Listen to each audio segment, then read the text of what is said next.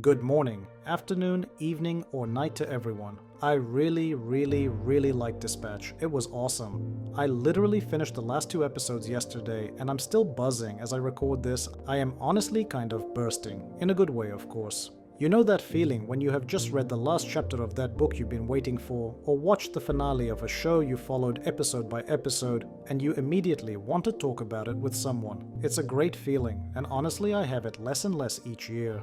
But there's one thing, actually a few. Some plot beats in episodes 7 and 8, and even in the ending of episode 6, if you consider the context revealed later, left me asking, why? To be honest, after I finished the game, I replayed all 8 episodes straight away, hoping to find logical explanations and answers, but I didn't find them. Again, my overall impression is still very positive. I even bought 2 extra copies and gifted them to friends. But certain story choices did blur the picture a bit, though the ways to make those final episodes a little more logical are basically staring you in the face.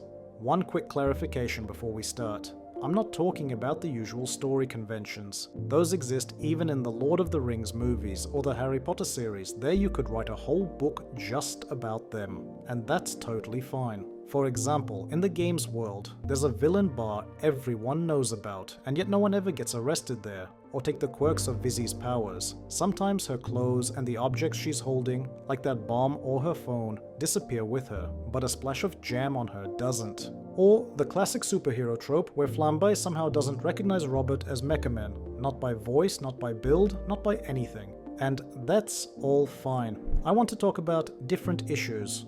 So here's the plan. First, I will explain why the plot beats in the last 2 episodes felt odd and illogical to me. Then, how I think some of those scenes could have been handled a bit differently.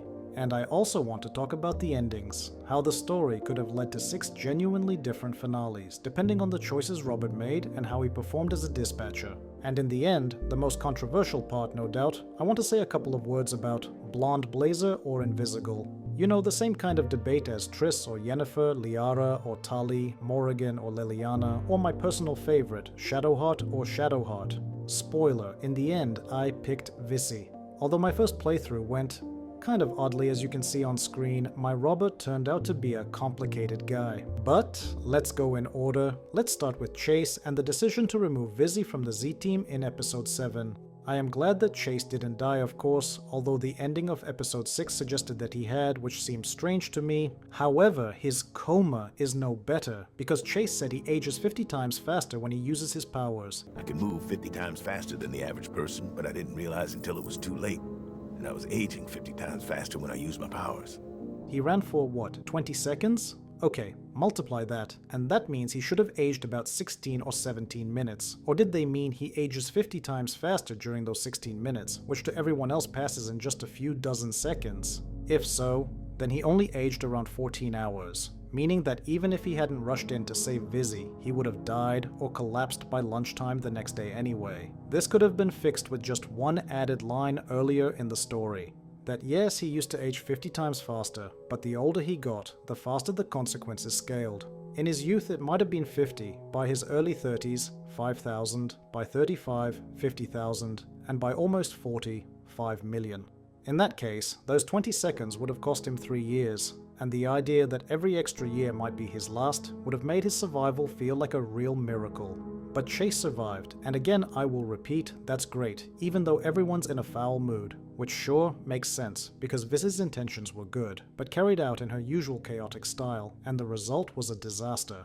But then Mandy suggests kicking Visi off the team, and most of the team agrees. Isn't that, I don't know, ridiculous? Okay, fine, let's assume the team is emotional, that Visi went off on her own again, even though they have bonded over the months and learned to work together. But Mandy, being the one to suggest kicking her out, seriously? Then let me ask, what's the point of Project Phoenix? Its whole purpose is to help former villains, despite their past and despite the mistakes they still make, become better people, become heroes. And I really doubt they all go through that path perfectly. Some start clean, others struggle because of who they are and the habits they've built over the years. So characters like Waterboy and Malevola are like, yeah, kick her out. Okay, and if you screw up, should we kick you out too? Should we roast you straight to hell and you, Waterboy, throw back to being a janitor? Or is that rule one way only? Credit where it's due, and I would hug the writer who came up with that line. But I'm not cutting Invisigal. We don't kick people when they're down. We lift them up, and I believe of her what I believe of all of you, that her heart is in the right place. It's what took us from being a team to being this weird, fucked up family. Indeed, that's the whole point, isn't it? It was a perfect speech. By the way, I also didn't like the choice in episode 3, kicking out whoever landed in last place. I literally sat there for 5 minutes agonizing over whether to kick out Coop or Sona for that same reason. Maybe for someone it will sound funny, but I always get too invested in game plots or book plots, whatever. I take such moments too personally. That's just the way I am. I can't help it. And I believe that the choice between Coop and Sonar should have been justified and presented differently. But okay, fine, let's assume episode 3 was just a narrative convention. The second reason why kicking Visi out is stupid. Remember the balcony conversation between Chase and Robert, the one about why helping people, regardless of who they are, is the right thing to do. You ever think about why we do what we do? Help people. Put it all on the line for someone who won't ever know your name, won't send you a thank you card, won't be at your bedside when you get hurt. It's just the right thing to do. Sure. And you think the Z team will be able to tell the difference? Once again, I want to hug whoever wrote Robert's line to Waterboy when he asked whether Chase did the right thing. Yes, Chase absolutely did. And kicking Visi out would have made his sacrifice pointless. He saved her because he believed that everyone deserves a chance to start over. That's the whole idea of being a hero. Sometimes the person you save won't even know your name or thank you, and you save them anyway. And sure, that conversation was between Robert and Chase, but the rest of the team should understand this too. That kicking Visi out fixes nothing. If anything, the reaction should have been, alright, frontline for her now. She's working this off with 100 night shifts. But Visi leaves on her own after finally telling the truth about her role in Robert's defeat at the start of the game, explaining her motivations, why she joined SDN, and why she was so desperate to find the Astro-Pulsator, so she can finally make things right and atone for what she did to Robert back then. By the way, small detail, but still, for some reason Robert goes drinking in the villain bar. I mean, okay, maybe he was banned from Kryptonite, but what about Chili, the place he himself suggested? Alright, from now on, team drinks are exclusively at Chili's. Can someone explain why he decides to drink at the villain bar, where he barely survived? He was depressed and not thinking straight. Alright, but why? Chase is alive. That level of downward spiral would only make sense if both things happened. Visi was fired against Robert's wishes and Chase died. Then yes, I would fully believe he went Breaking Bad and then Blazer found him and saved him from Shroud. Also, how did she find him? But okay, let it be another story convention. After all, she is the strongest superhero, and she definitely has some tricks up her sleeve. Then the final episode begins, and the story tries not once, not twice, not 3, but 4. I repeat, 4 times. To convince the player that Visi is a traitor, that she's been working for Shroud all along, just like he claims in the end. Visigal. That's why we planted her here. Yeah, she works for us too.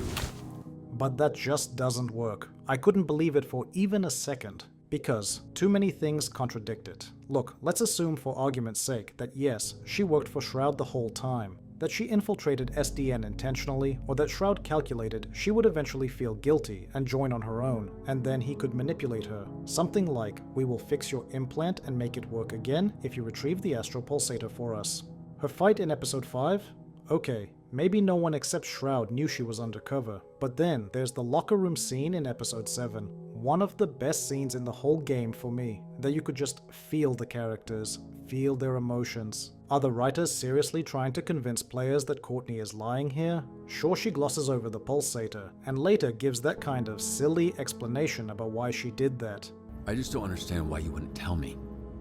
I was worried Shroud would come after you. Well, he did. So if I gave it to you, he'd have the pulse right now. I was trying to protect you. Yeah. Well, the internal bleeding I've got from your old boss isn't making me feel all that protected right now. But the moment she admits to Robert what she's been struggling with the whole game, that she is the one responsible for what happened to him, when she opens up completely to him, you expect me to believe she's still lying here? That she is still working for Shroud afterwards? Sorry, I just can't buy that. And okay, let's pretend for 1 second that she is that two-faced Invisibitch and left in that scene to deliver the Pulsator to Shroud because she is bad or obligated. Then why does she return with the Pulsator in episode 8 to help the heroes fight Shroud? Or why didn't she give it to Shroud back in episode 6 if she was working for him the whole time? Or take the episode 8 moment where Royd catches Visi trying to steal the Mechaman suit. One question, why is she doing that? If she's a traitor and Shroud only needs the Pulsator, then why is she trying to steal the suit? It makes no sense because Shroud didn't need it. Come on, kid. Using the pulse to power a mech is like plugging your cell phone into a nuclear reactor. So what then? She wanted to use the suit herself? Because Chase got hurt and she wanted to take Shroud down alone to protect Robert? Then in that case, she's not a traitor. And those Shroud's words at the end and her behavior make no sense at all. And like, seriously, just look at this smiling, cute, pretty face. The master of sneaking bombs into armored suits. You are telling me that all of that was just an act? That she was secretly Shroud's agent even here? Let's pretend for a second that everything I said above makes sense and is plot-wise justified. My question then, what exactly was Shroud's plan for her? At that point, he's basically lost. If he hadn't miraculously found Bacon on the rooftop, who appeared out of nowhere by the way, that was it. Game over. Could try one more time after another 15 years in prison. What did he expect Visi to do? How did he want to use her? He doesn't need her anymore. Robert's choice is literally his dog or Pulsator. I repeat, this fourth attempt to make you believe for a moment that Courtney is a traitor just doesn't work because the previous moments contradict each other. It doesn't make any sense. Now, let's move on to the moments connected to Shroud. There are two of them I want to highlight. As a character, he turned out pretty solid overall. Dark, mysterious, genuinely dangerous. A guy who can calculate probabilities thanks to his intellect several steps ahead. Not your typical strong evil Superman, but more like a smart calculated Ozymandias. And, honestly, that's great. But the first point, episode 7, the bar scene. Shroud tells Robert that Visi supposedly fooled everyone and stole the Astro-Pulsator. Well, okay, I can accept that as a possible development. But the moment he shows the recording, that's where my suspension of belief cracked in half. So, Shroud is standing right here in the corner and Visi is literally right in front of him in the doorway, opening the Pulsator case and slipping it into her pocket, and he supposedly didn't notice. And it's happening in the dark because the lights are off, so when Courtney opened the case, the glow from the Pulsator would have definitely been visible. But fine, let's assume he somehow missed it. But considering what they show right after, are you telling me that this character, this man who thinks 36 steps ahead, didn't think to just open the case and check whether the Pulsator was inside? I really like Dispatch, but justify this moment or find any logical explanation for what happened after rewatching episodes 7 and 8, I couldn't, no matter how hard I tried. And circling back for a moment to the question of whether Visi is a traitor. If she is a traitor and worked for Shroud, then why did he try to kill her? Because she was no longer useful after he got the Pulsator? Well, that's one option. But if she's not a traitor, if he wanted to kill her simply because she stopped being useful after months in the Z-Team, or because she had fully switched sides, then why, in the finale, does he suddenly say she's still working with them? Once again, in that case, what exactly was his plan for Visi? How did he intend to use her? What was she even supposed to do? That's why I didn't believe for even a second, not in episode 7, not in episode 8, that Visi was actually working for Shroud, because both versions contradict what the story shows. And the second point in the very end when Shroud is defeated and falls onto the SDN rooftop. First of all, how did Bacon end up on the roof? I could understand if Shroud fell inside the building and then came outside carrying the dog, but no, the dog was somehow already on the roof. Second, the correct move would have been to give him both Pulsators, the real one and Royd's prototype. And unlike Shroud, yes, I am no genius of math or probability theory, I don't calculate percentages of what's happening around me. But just 10 meters behind Robert stands his suit. It's literally right there. To figure out which Pulsator is real, all he had to do was walk up to the suit and insert one, then the other. Or force Robert to do it. The solution is right in front of Shroud's eyes, and from a mastermind of tactics and mind games, you would expect that, wouldn't you? And the third point, in my opinion, the biggest one, the final choice between the dog and the Pulsator. I love dogs. I have had two. Asya and Jerry both have passed away, and from time to time I go to the forest to visit their graves where my brother and I buried them. I genuinely liked Bacon, just like Chase did. I also very much understand John Wick's behavior, who tore half the city apart for the last memory of his wife. But at the same time, this choice is so wildly disproportionate that it is honestly hard to put into words. And I am certain I'm not the only one who felt this way. The final choice that basically presents itself should have been something completely different, between Robert's romantic interest and the rest members of the Z team. Choosing Visi or Blondie, but at the cost of putting the others at risk, or choosing the team's success over his personal feelings and refusing to give Shroud the Pulsator. That would have been a real choice, and definitely not an obvious one, because if there's one thing Dispatch absolutely nailed, it's the characters. Every single one of them is so ridiculously charismatic, so genuinely alive and likable. Episode 5 had me smiling non-stop, and that party scene in Episode 6, that was the moment I caught myself feeling something real for these fictional heroes, like I actually cared about them on a personal level. And, I'm not ashamed to admit it, even if someone thinks it sounds silly. Yes, the voice actors are phenomenal and deserve all the praise, but it was Laura Bailey's Visi who got to me more than anyone else. There's just something in the way she plays that character. This mix of vulnerability, humor, guilt, warmth that hits differently. And choosing between her and the rest of the team, if I were in Robert's place, would have been brutally hard. Painfully hard. Which is why to me that kind of choice would have been the perfect emotional peak for the whole story. The moment where everything you've done finally comes to a head. From a moment like that, you could naturally branch into 4, or actually 6, unique endings that take into account your decisions throughout the game and how Robert proved himself as a dispatcher and as the leader of the Z team. And now, after laying out which moments didn't sit right with me and why, I want to share my own vision, how a few small context tweaks in certain scenes could have made the story just a little more logical, and the narrative beats a bit more grounded. So, Episode 6 would end exactly the same. Then Episode 7 begins. Only this time the conflict wouldn't be, do we kick Courtney out or not, but rather, why did she go off on her own in the first place? They're a team after all, and they agreed to act together. And right in the middle of the argument, Visi, snapping under pressure, could blurt out that she is sure someone on the team is feeding information to Shroud. Because otherwise, how do you explain the fact that Shroud and his people found out about the Astro-Pulsator's possible location literally a couple of hours after the team's investigation at Robert's apartment? That would also retroactively justify Visi's behavior. We take the day to plan it with downtown and hit the warehouse tomorrow night. Tomorrow night? This thing's not gonna sit still for that long. If we don't grab it, someone else will. There's no guarantee it'll be there tomorrow. We need to go now. During my Episode 7 playthrough, I wasn't thinking about whether Invisigirl should be kicked off the team. I was thinking about something else entirely. Who leaked the Pulsator info to Shroud? But the game completely skips over that. It ends up looking like both sides just accidentally discovered the Pulsator on the exact same day.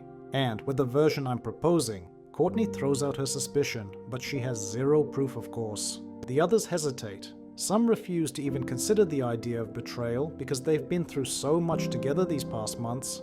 Others start doubting, even though they don't want to. Either way, Visi's accusation, plus the total failure of her mission, plus Chase getting hurt because of Courtney, all of it drags the whole team down morally. Visi, overwhelmed with guilt and shame, leaves for the locker room. Robert can either share her suspicions or tell the team he doesn't believe there's a traitor among them, that she is mistaken and that they need to help her, so he follows her there to talk in private. Next, the locker room scene, and I would keep it exactly as it is. It's excellent, honestly. He asks why she thinks there's someone working for Shroud among them. She admits that she is the one who planted the bomb on his back, explaining why she did it and why she knows so much about Shroud. Because she worked for him for a while after joining SDN on his orders, but over time she grew attached to the team, to Blazer and to Robert. But at the same time she is sure Shroud isn't stupid enough to rely on just one person inside SDN. He's cold, calculating and manipulative. He uses people like tools, but she has no proof. So as in the game, Robert can forgive her. Well, I forgive you. You did villain shit while you were a villain. Does it change things that you directed at me? No, it doesn't. That's in the past. You're not the same person that was there that night, neither am I. Or he can accuse her of lying and say she hasn't learned anything and that the only one capable of betraying them here is her. Either way, Visi leaves the team drowning in guilt, feeling like she's betrayed Robert and everyone else's trust. And as a final line, she could throw out something like, "I will go get a drink," or "I'm gonna go celebrate that the Z team finally got rid of its worst member," which logically leads to Robert heading out to look for her in the bars, ending up in the villain's bar where Shroud captures him. The part, after meeting Shroud and his friends in the bar, I would change. I think this is where the Pulsator swap would actually work perfectly. Shroud would show Robert security footage, Visi breaking into the safe, pulling out Royd's prototype, swapping the Pulsators and hiding the real one. And that would be a fantastic story turn, raising all the right questions. Where did she get the Pulsator? Why didn't she tell Robert? What was she planning to do with the real one? And the reason how Shroud miscalculated is that he didn't expect Royd to get that far or to create a prototype that, while unstable, actually worked. So he assumed he finally had what he wanted, the real Astro-Pulsator, and decided to get rid of Visi simply because she was no longer useful to him, and on top of that because she had switched sides. After that, events go back to how they play out in the game. Blondie rescues Robert, the city erupts in chaos, SDN is working overtime. All good, except Visi doesn't show up for her shift, so Robert has to pull in Waterboy or the Melon Lover to fill her spot. Courtney does come back, just a little later. When SDN's power goes out, the heroes are scattered across the city and members of the Red Ring have besieged the SDN branch office. Robert and Royd head to the lab. Communications are jammed, no help is coming, and they are outnumbered. So Robert makes the only choice he can, use the Mecha Man suit with yet another prototype.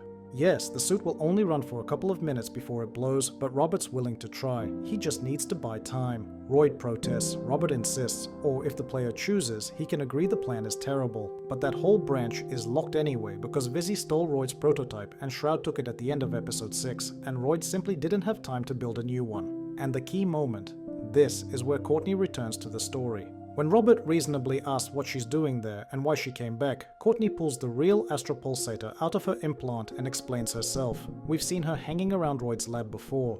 Turns out, after that heated argument with Chase before the warehouse attack, she stopped by SDN and stole the prototype, just in case, suspecting there might be someone else like her on the team, another one of Shroud's people. Yes, after that evening at Robert's apartment, she wanted to cut ties with her past, but she faced a choice. Give the Pulsator to Robert, like she intended, or use it on herself so her implant would function again and she could finally live and breathe normally. That would also explain why she kept showing up in Royd's lab throughout the whole game, hoping that when he finally made a breakthrough, she could steal the prototype and fix her implant, freeing herself from both SDN and Shroud. If, in the locker room, Robert forgave Visi and believed she wasn't working for Shroud anymore, then Courtney explains her return by saying that he believed in her right to the end, and now she wants to return the favor. But if Robert didn't forgive her, called her the only traitor on the team who never learned to work with others and keeps acting alone, then she returns to earn that forgiveness and to use the chance Chase gave her with his sacrifice. She wants to do the right thing for once and gives the Pulsator to Robert, putting the team's success and his life above her own interests. Royd, hearing all this, cuffs her to the table, saying that after everything she just admitted to, he can't trust her and won't take the risk. Because the way their argument is shown in the game, where she supposedly wants to steal the Mecha Man suit for some unclear reason, doesn't make sense. But in this version of the story, his reaction is completely justified. So now, the player actually has a real choice. Believe Visi and free her, or deny her the chance to help. The fight with Shroud and his men, great as it is, no changes needed, but the climactic moment afterward when Shroud is defeated, yes, that's where the changes matter. As I said earlier, a far more coherent and dramatically grounded final choice would have been between Robert's romantic interest and the Z team itself. Mandy, being an ordinary human in the finale, could easily be snatched as a hostage while everyone is still catching their breath after the battle, and if the player chose Visi, then after using and rejecting the Pulsator, she would be weakened. That would give Shroud just enough of an opening to grab her while the others are still discussing the fight, despite her agility and powers. And depending on how we played and how we handled dispatch shifts and led the Z team, the following endings would open up. Ending 1, the best possible outcome. If team cohesion is high, we perform perfectly during our dispatch shifts, morale is strong, and we choose to hand the Pulsator over to Shroud, then the team somehow manages to defeat even the enhanced villains. And Visi or Mandy throws themselves in front of the shot to protect Robert, just like in one of the game's actual endings. I would also add one more detail here, something that lines up with what Royd has been saying. There's too much raw energy packed into that tiny device. The Astro-Pulsator was built only for Mecha Man. For a human, it's an unbearable strain. So Shroud starts to falter. A kind of parallel forms. Just as Robert nearly died in the Mecha Man suit after a couple of minutes of operation, Shroud, moments after achieving his victory, can't withstand that same power. He gets dizzy after firing the shot at Robert. He slips, and Robert seizes the moment to reach him. That's precisely why Robert manages to get close to someone who calculated every move ahead of time, and single-handedly outplayed the entire team. The disorientation angle only exists if you give Shroud both Astro-Pulsators. In every other scenario, it slips back into narrative convenience, basically a plot hole.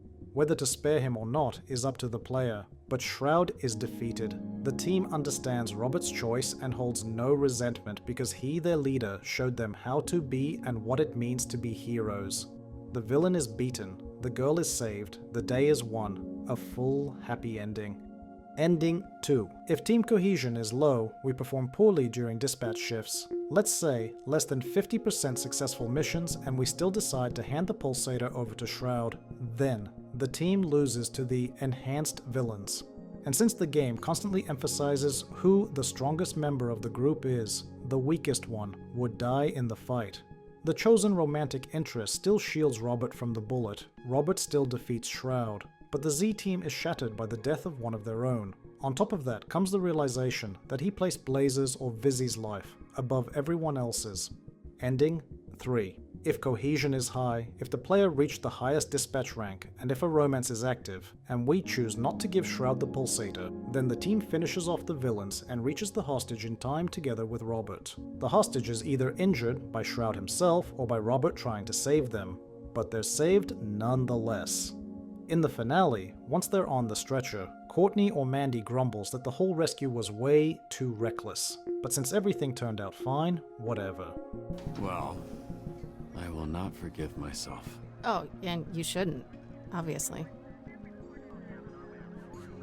Oh, you got something on your... Is it blood? I'm a bleeder. And ending 4, the main bad ending. If cohesion is low, if our dispatch success rate is under 50%, if team morale is down to 0, and the player chooses not to hand over the Pulsator, then Blazer or Invisible dies. The team is emotionally devastated, because Blazer, the one who believed in them and gave them a chance in Project Phoenix, is gone and they fail to save her. And if Visi is the one who dies, then it's just as painful, because despite everything, she was one of them. A fully bleak ending, and honestly, in this version, alongside the death of Robert's romantic interest, the weakest Z-Team member could die as well, mirroring the second ending. These would form the 4 core endings, reflecting how you handled shifts, supported your team, believed in them despite circumstances, or alternatively, doubted and criticized them. A hidden internal counter would track dialogue choices and decisions across the whole game, and then there would be 2 unique secret endings. First secret ending, the grim one. If throughout the entire game we perform badly, no promotions, more failures than successes, if we never started a romance with Blazer or Visi, and if we failed to lift team morale, then the only way to win the final fight would be self-sacrifice. Robert saves the team but dies in the suit, exactly what he feared, just like his father and grandfather. I don't want to die in that suit. I think for a long time, maybe I did. Like, it was the only option. Whether it was the suit exploding or just me keeling over in it as an old man, figured my story would always end in there. And secret ending 2, the one I honestly tried to check myself. The game is packed with jokes, references, memes. It's obvious the creators have a sense of humor, and I genuinely felt there had to be a hidden ending built around this idea. Shroud keeps saying we are predictable, that he can calculate our every move. So, theoretically, you could unlock a unique finale by intentionally failing every quick time event in the final battle, as in, we are so disastrously bad that we fall outside even Shroud's worst case projections, and that is what breaks his plan, a victory that makes no logical sense, deliberately defying tropes and cliches. Look, you're right, I can't outsmart you.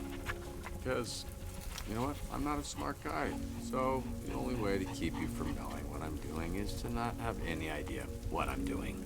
But unfortunately, this ending doesn't exist. And in my opinion, it would have been insanely clever, original, and perfectly in tune with the game's spirit. So that's pretty much it. As you can see, everything stays mostly the same as in the game, just a little more logical and grounded. You could even add another ending, the one where Visi kills Shroud with her own hands and walks away. But since I'm recording this video literally right after finishing my second playthrough, I would need a little time to figure out what conditions would be needed for that outcome. And I almost forgot, one of the story threads really should have been wrapped up in the finale by showing that Courtney was right all along. That there really was one more person on the team secretly working for Shroud, and that person would have been either Coop or Sonar. The idea is pretty clear. We kicked out the character who just happened to be last on the scoreboard, even though they genuinely wanted to start over. And without realizing it, we left another one of Shroud's agents. That's why Visi and the second team member, depending on your choice, ended up at the bottom. The two who were still bad guys during episode 3 were in SDN because they were working for Shroud, which is why their performance was so poor. They didn't actually need a new start, at least not at that point. But over time, both Visi and Sonar, or Coop, got swept up in the team's momentum, and by the finale, they'd fully switched sides, finally finding a place where they belonged. Coop or Sonar would have admitted this at the end, after Shroud's defeat, proving by action that they deserved to stay with us. And that would have vindicated Visi, who did her math right and genuinely acted out of good intentions, but just in her own style. That way, forgiving the one we kicked out in episode 3 would feel a little more justified, because their motives would make a little more sense, and we, in turn, would be fixing our own mistakes, because, you know, nobody's perfect. And finally, I guess the most dangerous thing I want to talk about, I want to share how it even happened that in my first playthrough I started the romance with Blonde Blazer, but somewhere along the way, without me even noticing, it was Visi who quietly took my heart for herself. I think everyone would agree that the animation, the character design, and the absolutely phenomenal voice acting, every single actor, without exception, are just incredible. And it's hard to explain, but these characters get under your skin in the best possible way. Not a single one of them annoyed me, which, for me, is extremely rare. And I fully understand the people who pick Mandy and see Robert with her. I get the ones who would choose Malevola, goddamn. I would even understand someone who said, fuck them all, I'm going with him. But the romantic ending with Invisigirl just feels the most natural, the most harmonious, and the most narratively justified. Look, Blazer is not quite part of the team. She's a bit above Robert, Courtney, and the rest. She is perfect, if we're being honest. Beautiful, kind, strong, responsible. She's wonderful as a character, just a little too wonderful for Robert. But the development between Robert and Visi, their story begins all the way back in episode 1, when they're on opposite sides of the law. He's the hero, she's the villain. After that night, both their lives fall apart. Robert loses his suit and can't be a hero anymore. Visi, meanwhile, does have some kind of conscience, and she never truly becomes part of the Red Ring. She walks away from them, but her implant stops working. Their paths cross again months later at the SDN, with both of them at rock bottom. And that's where they both get their new start, climbing upward together. And Visi knows who Robert is, which gives their dynamic a lot of depth. At first, she sees him as a stereotypical hero, and he sees her as an irresponsible, selfish troublemaker. But gradually they rub off on each other and start pulling one another upward. A little spark appears, then something more. Visi becomes better around Robert, and he becomes, well, less gloomy and worn down. But there's a catch. Visi is eaten up by guilt. And even if you accept that Shroud intentionally planted her in the SDN, or predicted she would end up there and then recruited her again through manipulation or threats, she develops a full-on moral conflict. We watch how she slowly leans toward Robert, how she finally gathers the courage to confess the truth, expecting him to walk away once he learns who she really is. And then she returns in episode 8, completing her entire redemption arc. And Robert becomes Mecha Man again when she brings him the Astro-Pulsator she fought so hard to recover. With all that, the happy ending just feels right. And with Blazer, it just doesn't work the same way. She always feels like she stands a little apart, not quite part of the team. Visi, though, she absolutely is. Add to that the reactions of the team, who clearly aren't blind and noticed what was happening, the tension and arguments between Visi and Chase, both close to Robert in different ways, and also Chase saving Courtney not just because it was the heroic thing to do, but because he wants what's best for Robert, wants him to be happy.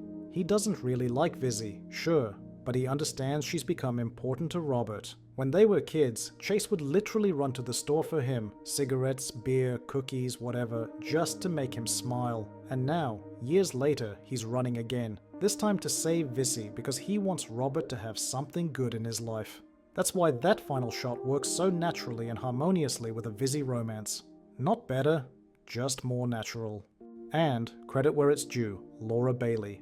She's basically the Troy Baker of the female voice acting world. Her performance as Visi is phenomenal. During my first playthrough, when I heard that line in episode 7, All I wanted from this was for you to look at me the same way you look at Blazer.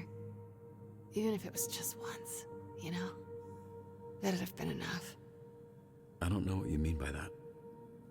Yes. You do. that line just hit me straight in the chest. It wasn't just nice writing, it genuinely made my heart drop.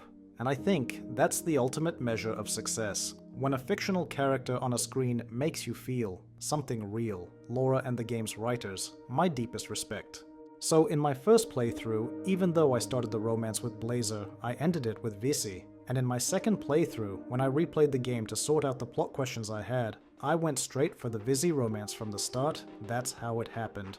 And what I want to say in the end is this. Regardless of the nitpicks, I still walked away with overwhelmingly positive emotions, tons of good jokes, brilliantly written, lively dialogue. The music is absolutely fantastic. I don't usually listen to this kind of music, but every track in Dispatch felt spot on, perfectly placed, perfectly chosen, and enriching every moment on screen. Flambe's song in episode 5 went straight into my playlist the very same minute, and now it keeps me company in traffic on my way to work.